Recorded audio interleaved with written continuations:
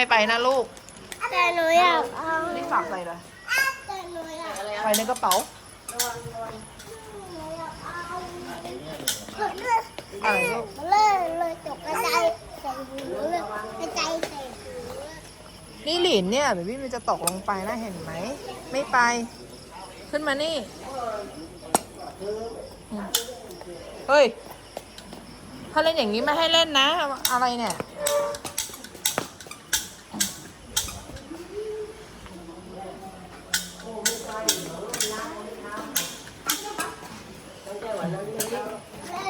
ดูลูก ลี่หลิน